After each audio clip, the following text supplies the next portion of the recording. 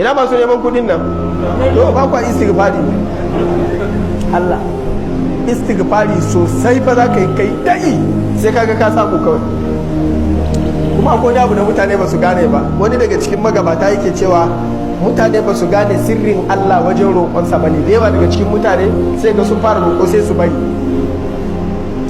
Ai idan ka gane sirrin roƙon Allah gaba ta malam yace idza sa'alta Allah fas'alhu kama yas'aluka at-tiflu as-saghir. Idan ka zo roƙon Allah ka roƙi Allah irin yadda ɗan kankanin yaro yake roƙonka. In yaro kankani ya zo roƙonka ya san babu? Bai san babu ba. In ka ce masa babu zai yi shiru?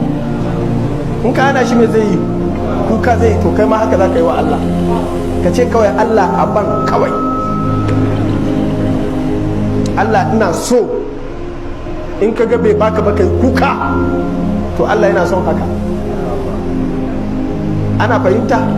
Ya ce in ka roƙi Allah ka ga baka samu ba to kai irin yadda ɗan ƙaramin yaro yake yi. In yayi ta yi ana bashi ko ba a bashi. Amma inda zai shiru ba ni sai ka ce babu, ya ce to ba shi kenan ya wuce shi ba, amma wallahi ya matsa sai ka nemo ko ta ina ne. To Allah da ba sai ya nemo ba kawai bai ga damar ya baka bane, to sai ka matsa sai ya ga damar tunda akwai. Kuma ya ba waɗansu waɗanda baya so ma, to balle kai da yake son ka.